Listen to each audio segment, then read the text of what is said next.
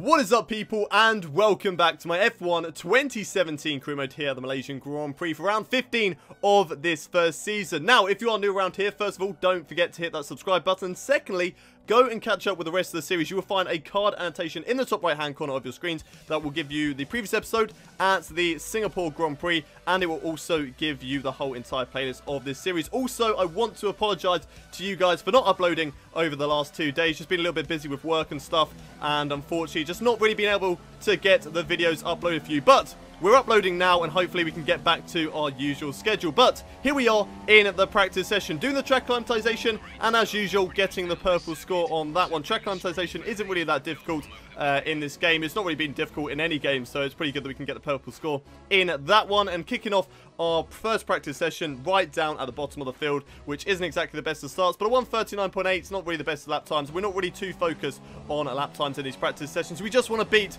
the target and the objectives. But here we are doing the tyre wear management, getting a purple score on that one, which we are very, very happy with as well. Lap time, again, not really the best, 1:37.2, but we got 50 points, and that is all that matters at the end of the day. Of course, we will be upgrading this car at the start of next season, so hopefully we're going to be really, really quick and maybe be in contention for podiums and things like that in the second season of career mode. We're just going to have to wait and see. But there we are, doing the fuel one as well, getting a purple score on that one too. 19th place, not quite last in the session, but once again, time is not relevant in these practice sessions. It's all about getting the resource points and bettering ourselves across the rest of the season. So here we are, qualifying program. So what is the lap time going to be good enough for here? It's a 1:35.2. No, that wasn't 1:35.2. That was the best. Was it? I don't know. Yeah, 1:35.264. Yeah, that was the best time. And unfortunately, I think that was enough for purple score, which I'm happy with. 50 points again. But here we are, doing the race strategy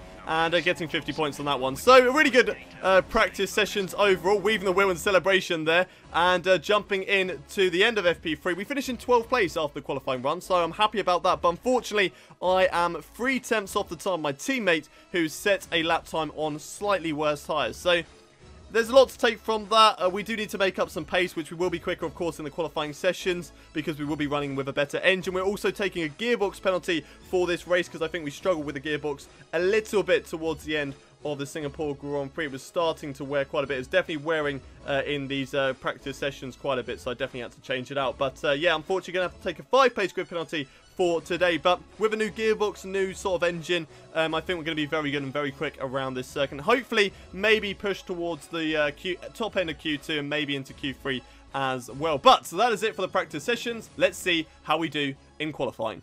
Sit back and put your feet up as we head into qualifying here in Kuala Lumpur. Over the next few minutes, we'll find out who's got pace in the car and who hasn't.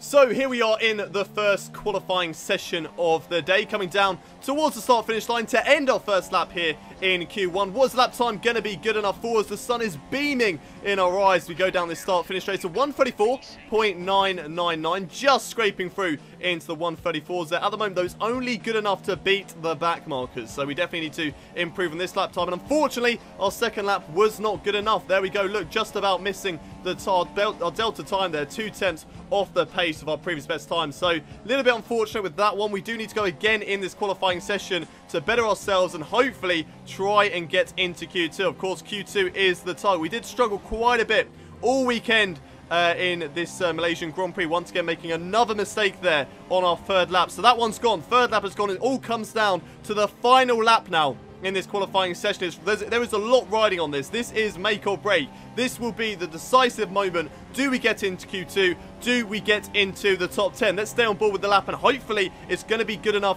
to get us into the top 15 shootouts. We go down in towards turn 1. So far, nice and good. You know, hitting that late apex. Setting ourselves, I thought we were setting ourselves nicely up for turn 2. Losing the back end. Weaving all over the place, and there we go, weaving the wheel in frustration. Hitting the accelerator pedal. I was so annoyed at myself. I thought that maybe I could scrape into Q2, but at the end of the day, we didn't. I haven't been happy with the weekend so far. You know, lap times and stuff like that have not really been particularly that quick. And there you go. That just goes to show that we were slower than the McLarens at the end of the day. Now, that is embarrassing. We really should be beating the McLarens. Unfortunately as well, we were pretty much a second off of Nico Hülkenberg's time, which is really, really frustrating too. But hopefully with some strategy in the race, something like that, maybe we can work our way back through the field and might get some points. We're going back to sort of the days of the start of the season, mainly because we have been slowing down the research and development. We are going to be picking that up towards the end of the season and at the start of next season, mainly at the start of next season, so that we can get some good upgrades for the start of season 2 and work our way back up towards maybe the top end of the midfield area. But for now, we're just going to have to, you know, settle, pick up the races that we can, just sort of take what we can get. But what can we do in the race? Let's find out as we head over to the race for the Malaysian Grand Prix. And alongside me today to talk you through all that is Anthony Davidson. And welcome again. It's good to be back in Kuala Lumpur, isn't it? A lovely country, Malaysia, lovely circuit, and a race that tends to be quite hard to predict. Yeah, it does indeed. There are a lot of high-energy corners that make the rear tyres suffer around here. Coupled with the excessive heat, that makes it difficult to keep your tyres in the right operating window. And of course, in previous years, we've come here very early in the season, which shows a potential reliability variable in there as well. Before we get into today's race, let's take a look at the starting grid for the Malaysian Grand Prix. And lining up in pole position for today's race is Kimi Räikkönen with Daniel Ricciardo alongside him on the front row of the grid in P2. Then in third place on the second row of the grid is the two Williams cars of Felipe Massa and Lance Stroll. Then in P5 is Sergio Perez, Nico Hülkenberg moving up into P6, Romain Grosjean and Kevin Magnussen, the two Haas drivers, 7th and 8th. It's Marcus Ericsson 9th, Pascal Wehrlein in 10th, myself in 11th position after a whole load of penalties for the whole entire field, with Lewis Hamilton 12th, Max Verstappen 13th, Stoffel Van Dorn 15th, Sainz in 15th, Alonso in 16th, Esteban Ocon 17th, Sebastian Vettel in 18th, and then you have Valtteri Bottas down in 19th with Danny Kvyat all the way down in 20th. So, a lot of penalties to talk about in today's Malaysian Grand Prix. Of course, it is because of engine and gearbox changes. We only changed our gearbox, hence why we were down 11th place. I feel like we would have been in P9 ahead of Marcus Ericsson and Pascal Wehrlein if we didn't take that gearbox penalty. But at the end of the day, we took it, and yeah, P11 on the starting grid, not too bad. We're ahead of a lot of fast drivers, and this is the race strategy for today's race. So the team want me to start on the soft tyres and then go for a set of mediums doing the one-stop strategy, or we can go for a two-stop strategy here today with super soft, softs. I feel like I'm gonna go for, actually I'm not too sure which one am I gonna go for. I can't actually remember which one I went for at the end of the day. I think I'm gonna go for this one. The one-stop strategy is probably the best one, or do we go for the two? It's flicking between the both. I think we go for the one-stop strategy. Yes, we do. Okay, there we go. The one-stop strategy for today, the softs and then the mediums. As the lights are coming on now, as we go to 5 red lights for the Malaysian Grand Prix. It is lights out and away we go. And it looks like it's a good start there to Pascal Wehrlein in that Saab as we go down in towards turn 1. But Lewis Hamilton cutting his way through the field for the start of this race on those super soft tyres. Goes down in towards turn 1. We dived at the inside there of Romain Grosjean, side by side between myself and the Haas driver, bumping wheels there, nearly going straight into the back of the Haas driver. Trying it around the outside now, down towards turn 2. Lewis Hamilton once again cutting through the field, and we're holding on to our original P11. Now we switch over to the left-hand side, try to go around the outside of Marcus Ericsson, down in towards turn 4. Gets in a greater straight line speed there on Marcus Ericsson. Up the inside, though, of Lewis Hamilton, down in towards turn 4. Much better under braking there compared to the Mercedes driver. He sort of got held up behind the likes of Romain Grosjean and Kevin Magnussen. There we go, moving up a couple of positions from the start of the race. Now let's have a look at the start from Valtteri Bottas. Now remember, he started way down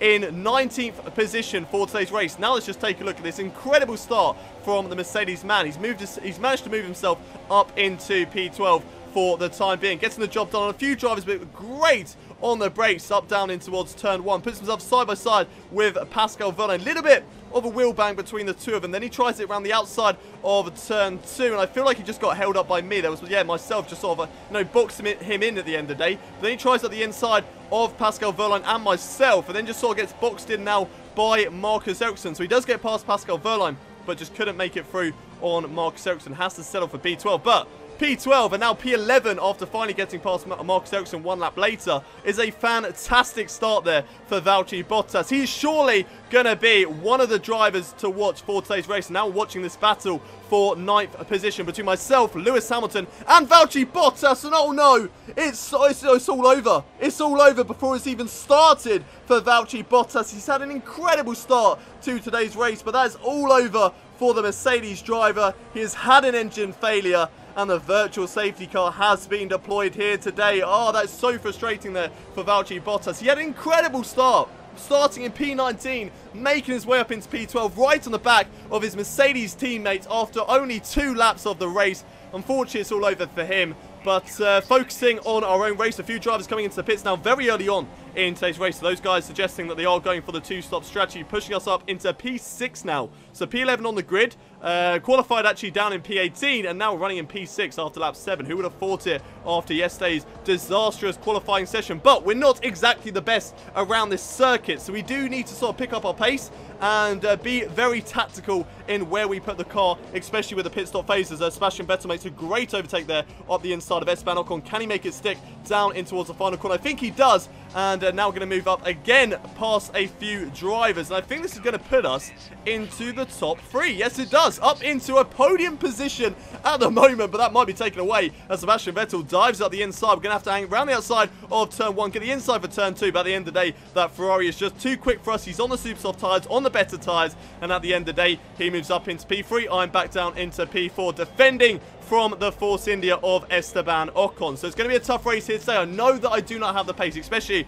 towards the Mercedes, the Ferraris, and the Red Bulls. Those guys are just so quick in this first season, but we'll take what we can get, like I said. And now moving up into P2 as once again a few more drivers coming into pits, including Sebastian Vettel, who just overtook us 1 moment ago. Now watching this battle develop between 4th and 5th, which is Raikkonen and Ricciardo. These two are actually leading the race before the pit stop phase, so this is pretty much a battle for the net lead. These guys both doing a similar strategy at the end of the day. So Daniel Ricciardo diving up the inside of Kimi Räikkönen. He's on those better super soft tyres here today, and what a fantastic move that was there for Daniel Ricciardo. Now we've got Esteban Ocon all over the back of us, going down in towards turn 1. He tries it around the outside of the first corner, turns into us there. Little bit of a tyre bang between the two of us, then backs out of that manoeuvre, and we hold on to the lead of the race for the time being. A couple more drivers coming to pits there, so now we have inherited the lead of today's race. We qualified down in 18th place. We started in 11th, and now we're leading today's race. This is absolutely incredible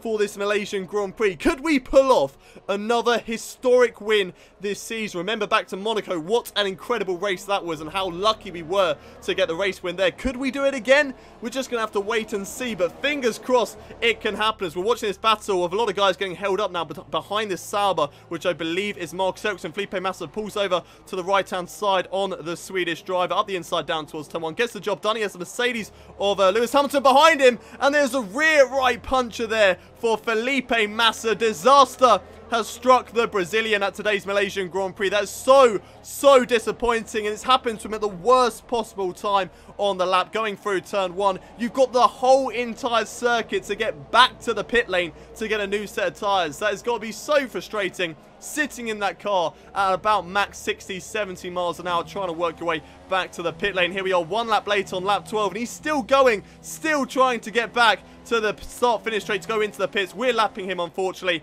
and the yellow flags are still well down in towards the final couple of corners. So, yeah, so far so good in this race. Still leading the way at the moment. We lose the back end quite a bit. And the virtual safety car has been deployed here today. I think that's because of Felipe Massa's punch. We will get a replay of whatever has happened out on track, whether there has been an incident or not. But because this virtual safety car has come out, we are going to be coming into the pits on this lap. Now, our scheduled pit stop phase was starting from the next lap on lap 13. But I thought, you know, virtual safety cars out, we're going to gain a little bit of time on the guys around me, which we do need at a track which we are slower at. So if we did pit at the usual point, I fear I would have been lapped by a few, not lapped, but overtaken by a few drivers, just because of how slow I am around this circuit. Really, track position is all I've got in today's race. So that is why I decided to come into the pits 1 lap earlier, use the virtual safety car to my advantage, gain a little bit of time on the guys around me. That's a 2.4 second pit stop there from the Renault crew, which I'm very happy with as well. The virtual safety car coming in at exactly the right time. And there we go, getting our race underway once again. Whereabouts are we going to be positioned side by side with Max Verstappen as we come out the pit lane there. And unfortunately for us, we've dropped down into P11. And what's worse is that we have a little bit of traffic ahead of us. But I don't think it's going to affect us too much, because I fear like we're going to be slower than these drivers, going on to the medium tyres all the way till the end of this race. Of course, we are doing this one-stop strategy. Watch on board now, Sergio Perez, who just goes straight into the back of Felipe Massa. He had so much time to avoid Felipe Massa there, but for some reason decided to go straight into the back of the Williams driver. And unfortunately for him, he broke his front wing, and that is why the virtual safety car was deployed, as we're now getting overtaken by Carlos Sainz. Now, he is on a different strategy to us, so it's not really too important whether he gets past us or not. The main guy that we need to focus on is Esteban Ocon. Now, he is on a very similar strategy to me. I think he's doing the softs, then the medium. So if he gets past me, then that is our race over with him. Of course, like I said in the pit stop phase, track position is all I have in this race. I don't have any pace at all racing against the AI. I can tell you that the AI at this race is on 103. So I have stepped it up quite a bit since we started the season. Of course, we started the season on 95. Now we're racing on ultimate difficulty on 103. So, yeah, it's a bit harder. And it is more difficult to get past these guys. But, again, I think this is just a circuit which doesn't really suit my style of driving. And, unfortunately, I'm just not particularly quick here, as we make a bit of a mistake there coming out of the penultimate corner. But that is going to give Esteban Ocon a good run on us down in towards the final corner now, going round the outside down towards this left hairpin, as it looks like Carlos Sainz does come into the pits ahead of us, including a few more drivers, as we lose the back end once more coming out the final corner. Now Esteban Ocon's going to have a great run down towards turn 1, taking such a defensive line, a really strong defensive line down in towards turn 1, literally hugging the pit wall. And then we've just run it too deep, giving Esteban Ocon that inside line down in towards turn 1. We'll get the inside line into turn 2 though. Will it be enough to squeeze them out on the exit? I don't think so. A little bit of contact between the two of us, as I thought I had the job done. Not really paying too much attention into my mirrors, unfortunately. Luckily for the both of us, we are still in this race, and luckily for me, I am still holding on to P8 for the time being. But Esteban Ocon is right on my tail at the moment, and he seriously wants to get past me and get into that P8, as we're watching this battle unfold between Ricciardo, Hamilton and Vettel. The battle for second place at the moment. I believe Kimi Raikkonen has got back past Daniel Ricciardo in the pit stop phase of today's race. Lewis Hamilton makes a nice maneuver around the outside. He holds it around the outside. That was amazing there for Lewis Hamilton, right around the outside of the final corner, and he moves up into P2. Now Sebastian Vettel, he fancies a little go on Daniel Ricciardo down in towards turn 1 there, and he'll get the outside line into turn 2, but I think he's going to get the job done, which he does. Daniel Ricciardo literally has nothing to fight with. Those Ferraris and Mercedes are just too quick at the end of the day, and unfortunately for Daniel Ricciardo, he drops down into P4 for today's race. Hamilton in second with Sebastian Vettel in third. Now, can Sebastian Vettel catch up to Lewis Hamilton and Kimi Raikkonen? Of course, Vettel is leading the championship as we go into today's race. So Vettel would really like to get past both those drivers, but at the same time, those two drivers really want to stay ahead of Sebastian Vettel to get as many points against him and give them a chance to go and battle for the championship. As now we're under pressure from not just one Force India driver, but from both of them, as Sergio Perez tries around the outside down to the final corner. We make a huge dive bomb move there up the inside of Esteban Ocon, get the job done, but once again running it too wide on the exit as Sergio Perez comes into the pits, so we don't have to worry about him anymore. But here goes Esteban Ocon round the outside down in towards turn 1. Can we get him under brake? And he moves across us into the racing line, diving up the inside now, side by side between myself and Esteban Ocon. We're going to get the outside line down towards turn 2, so I'm going to go for a switchback maneuver on Esteban Ocon, try and get a run on him, but unfortunately I just completely forgot about that straight line speed that the Mercedes has. Such incredible straight line speed from Esteban Ocon. We can't unfortunately do anything through there, but a huge old dive bomb so late on the brakes up the inside down towards turn 4. Sort of barged him out of the way a little bit. It was a very aggressive move, but at the end of the day we have to be aggressive just because we don't have the ability or the car to stay with us. We go side by side through the left and the right. Once again, more contact between the two of us, and at the end of the day, Esteban Ocon finally gets the job done. He moves up into P5 and demotes us down into P6 for the time being. Disappointing to move down into P6, but at the end of the day, we had nothing more to fight with against Esteban Ocon. I tried my hardest. I was so aggressive with him, keeping it side by side through the fast left, then the fast right up turns 5 and 6. But then at the end of the day, we just had nothing more to fight with against Esteban Ocon, unfortunately. Now, we have got the Red Bull driver of Max Verstappen all over my tail. Can he get past me down in towards turn 1? Well, he's going to try it up the inside, so going for a different tactic compared to Esteban Ocon. He's going up the inside down towards this corner. We're just going to settle back for the time being. Big lock up there for Max Verstappen. That gives us the opportunity. We see the gap up the inside. We go for it, even though it's closing on us, but just about managing to squeeze our car through there. And now Max Verstappen has a better straight line speed, but he also has DRS. But using the slipstream, we are able to come back at him, dive up the inside, down in towards turn 1. Once again, a little bit too aggressive down to the first corner, and once again going for that switchback maneuver, even though it didn't really work too much on Esteban Ocon, but we have got the same engine in the back of this car, so we may be able to have a go on Max Verstappen a lot better than we did on Esteban Ocon. Here we go up the inside, it's side by side this time around to go down in towards turn 4, holding it with Max Verstappen. Of course, that Red Bull has a lot more downforce than the Force India, so here we go around the outside of turn 5 into turn 6. Can we get the job done? Unfortunately not. The downforce is just too good on that Red Bull car, and Max Verstappen moves up into 6th place for today's race. Unfortunately, I've now got my teammate of Nico Hülkenberg all over my tail. A guy which I really, really want to beat here. If I'm going to beat anyone, it's going to be Nico Hülkenberg. And unfortunately, it doesn't look like that is going to be the case here today. But Nico Hülkenberg right on my tail. What can he do down in towards turn 1? He's going to go for it using Slipstream, using DRS up the inside, down in towards turn 1. We're not going to fight him too hard, not compared to the other drivers recently in the last couple of laps. Of course, he is my teammate, but we are still going to fight him as much as possible down towards turn 2. And unfortunately, just can't do anything. There's literally nothing we can do. Nico Hülkenberg just too fast, and there we go, just weaving the wheel in frustration once again. Absolutely nothing. There we go, just getting so frustrated. We're just going backwards in this race at the moment, which is really, really annoying. Which is one, because we don't I can honestly say I'm not quick around Malaysia, unfortunately, and two, the tyres, you know, we were on the wrong set of tyres at the end of the day, and we maybe should have gone for the two-stop strategy. But this man has had an absolute weldy of a race. Kimi Räikkönen wins the Malaysian Grand Prix. What a fantastic result for the Finnish driver, and as a big step to catch up to Sebastian Vettel in the championship. The championship is not over yet. There is still 3 drivers in contention for this Drivers' World Championship. You have Räikkönen, Hamilton and Sebastian Vettel, with Daniel Ricciardo finishing today's race in 4th place. The top 3 guys in the championship fittingly finish in the top 3 here today. But now we are defending from a Haas, a Williams, and I think 2 Toro Rossos as well in the final lap of this Malaysian Grand Prix. I think there's another Toro Rosso in there as well. So many cars on the back of me. I think Sergio Perez is involved in that too. Down in towards the final corner. Can we do anything to defend from both these guys? Will Romain Grosjean go round the outside? I put him onto the grass there, really forcing him out wide in towards that corner. Max Verstappen finishes in 5th, Esteban Ocon in 6th, and my teammate Nico Hülkenberg finishes in 7th. At the end of the day, we get points, but I'm a little bit disappointed that it wasn't a better result. Unfortunately, just couldn't do anything to defend against the other drivers.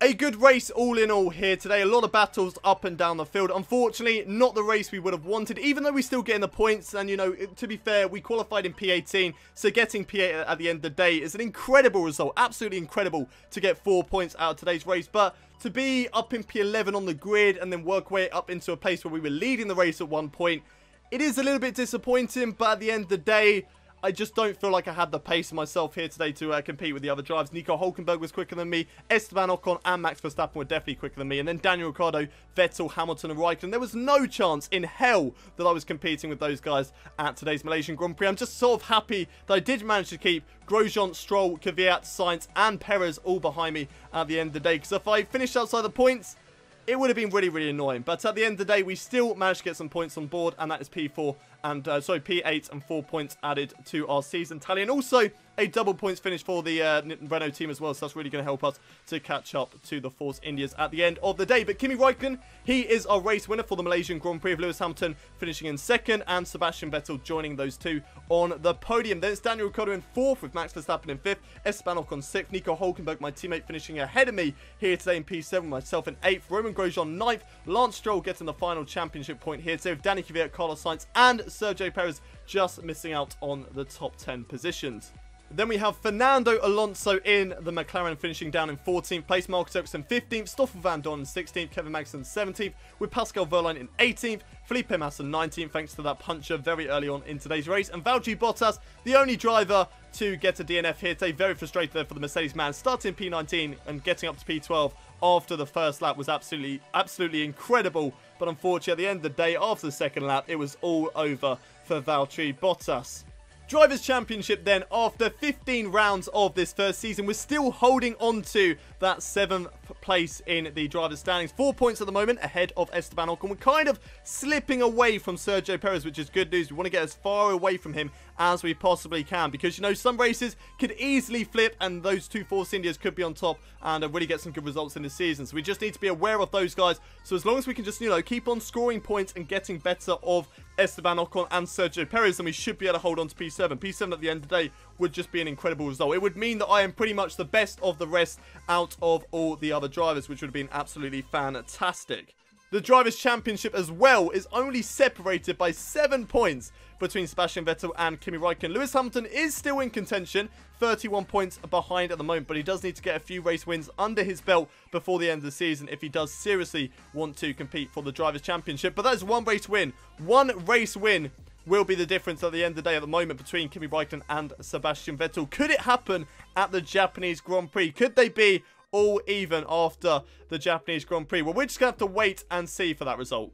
But finally, taking a look at the constructors' standings, Renault are up into P5 still. We're closing in on the Force India team, but not by enough. We need to pick up the pace, get some seriously good results if we want to beat the Force Indias at the end of the day. Hopefully, we can make up a bit of ground at the Japanese Grand Prix. I feel like that track might suit our car more than the Force Indias. Of course, we're very good through the corners, whereas the Force India is very good down circuits, which have a lot of straights. So hopefully, hopefully we can get some good results at the Japanese Grand Prix, but fingers crossed for that one. But that's it for today's Malaysian Grand Prix. If you have enjoyed the episode, don't forget to smash that like button, subscribe to the channel for more daily F1 content, and don't forget to share this video with your friends. And I will see you next time for the Japanese Grand Prix. But until then, it's goodbye from me.